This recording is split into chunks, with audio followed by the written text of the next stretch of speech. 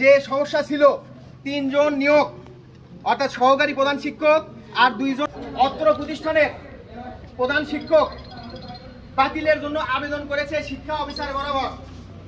তোমরা অবগত হয়েছো? আর তো কোনো সমস্যা নাই তোমাদের।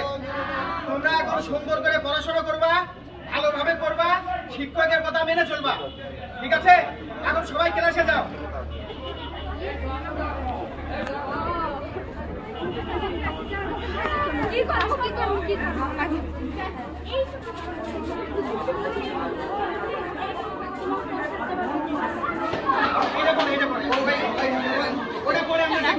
এখন ক্লাসে যাও তোমরা সবাই।